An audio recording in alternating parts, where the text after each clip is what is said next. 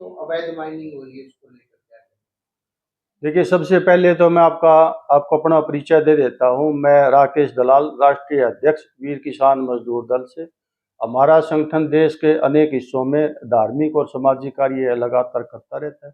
हरियाणा में हम अवैध माइनिंग के ऊपर अपना काम कर रहे हैं और सरकार को सचेत कर रहे हैं भी अवैध माइनिंग की वजह से हरियाणा में पर्यावरण को बड़ा भारी नुकसान और राजस्व का भी नुकसान हो रहा है। तो ये कहाँ-कहाँ अवैध माइनिंग हो रही है पूरे प्रदेश में? पूरे प्रदेश में अवैध माइनिंग हरियाणा के हर कोने में चल रही है। कहीं पर मिट्टी की अवैध माइनिंग है, कहीं पर रेती की है और कहीं पर पत्थर की है। तो हर तरह की माइनिंग पूरे स्टेट में हर कोने में अवैध चल रही है। और इसपे कई घटनाएँ भी कहाँ-कहाँ हो चुकी हैं? अवैध माइनिंग की वजह से माइनिंग माफिया ने अपनी बहुत ही गहरी जड़ें हरियाणा के अंदर बना ली हैं। पंचकूला से लेकर पलवल तक आप देखिए, वहाँ रेती की और पत्थर की बड़ी अवैध माइनिंग है। महेंद्रगढ़ में आप जाइए, पत्थर की बड़ी भारी अवैध माइनिंग है। भिवानी नारनौल में आप जाइए, वहाँ भी बड़ी पत्थर की अवैध माइनिंग है। और हिसार और सरसा के अंदर मिट्टी की बड़ी अवैध माइनिंग है। तो माइनिंग माफिया बहुत ही गहरी जड़ें हरियाणा में अपनी बना चुका है। तो इस पे सरकार भी है, प्रशासन भी है, रोकथाम क्यों नहीं कर पा रही? देखिए, सरकार और प्रशासन या तो कई बार माइनिंग माफिया के इतने रसूख होते हैं कि उनके खिलाफ कार्रवाई नहीं की जाती। कुछ भ्रष्टाचार जो डिपार्टमेंट में फैला हुआ है वो भी उसकी एक बड़ी वजह है। उसके बाद लोगों का जागरूक ना होना एक उसकी वजह है। तो अनेक वजह है जो सरकार उनके खिलाफ कार्य नहीं करती। हर राजनीतिक लोगों का संरक्षण जब प्राप्त हो जाता है तब माइनिंग माफिया बहुत ही गहरी जड़ें अपनी बना लेता है, तो साधारण लोग भी उनके खिलाफ नहीं बोल पाते। तो इस पे तो पूरा पर्यावरण पे भी असर पड़ रहा है। देखिए, पर्यावरण में बड़ा भारी नुकसान है और हरियाणा की सरकार उसके प्रति जो है ना बड़ी संवेदनहीन है। आपको मैं ये जानकारी देना चाहता हूँ आपके माध्यम से सभी दर्शकों को भी कि अरावली की जो हमारी पहाड़ियाँ हैं गुड़गांव के अंदर, वहाँ 22 अरब का अवैध माइनिंग जो है माइनिंग माफिया के द्वारा करी गई है, जिसका जो एनजीटी ने उजागर किया है उस मुद्दे को।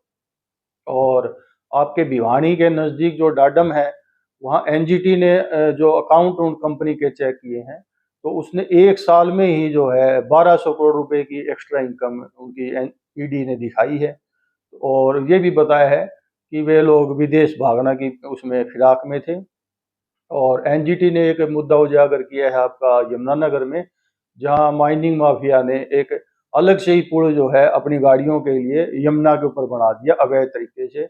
और यमुना की धारा को भी उन्होंने बदल दिया है। तो अवैध माइनिंग इस भारी लेवल के ऊपर हरियाणा में चली हुई है।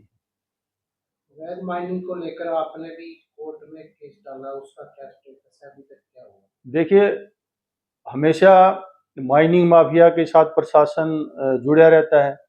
तो हमने उस केस को लगातार अपील करने के बाद जब कोई कार्रवाई नहीं हुई तो न्यायालय की शरण में हम गए हैं, जो कि बहुत ही लंबी प्रक्रिया है।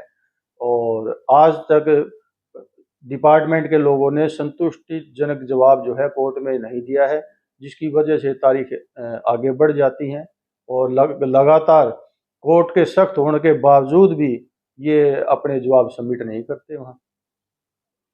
तो एक आपने हिसार जो एयरपोर्ट को मामले को मुद्दे पर भी बात उठाई थी और इसमें विपक्ष ने भी ये उठाया था, इसमें गड़बड़ी हुई है, घोटाले हुए हैं।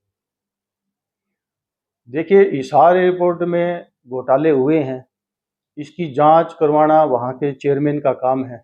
जो आज के मौजूदा एमपी हैं वो उसके चेयरमैन हैं। तो उनको चाहिए कि वो उस मुद्दे की ईमानदारी से जांच करवाएं, क्योंकि पहले भी उनकी ईमानदारी के ऊपर अनेक सवाल उठ चुके हैं। उन्होंने पूरे प्रदेश को और शहर को गुमराह किया था कि मैंने इंटरनेशनल एयरपोर्ट की डिमांड की थी, लेकिन ये डोमेस्टिक बना। उसको भूपेंद्र सिंह हुड्डा जी जो उस वक्त चीफ मिनिस्टर थे, उन्होंने साफ किया कि हमने जो डिमांड की थी वही जो है आज बना है।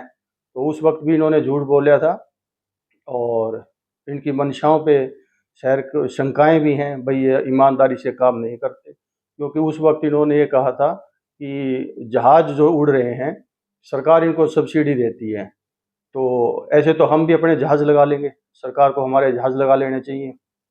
तो इसका मतलब ये है कि वे जहाज़ भी लिए हुए हैं और सिर्फ अपने मतलब की बात करते हैं। अगर वो ईमानदारी से काम करते तो आज हिसार के अंदर इंटरनेशनल एयरपोर्ट होता, और अगर आने वाले वक्त में किसी भी तरह की घटना एयरपोर्ट पे होती है तो उसके जिम्मेवार भी आज के एमपी होंगे, क्योंकि यही उनके चेयरमैन हैं और ये कह रहे हैं कि वहाँ घोटाले हैं।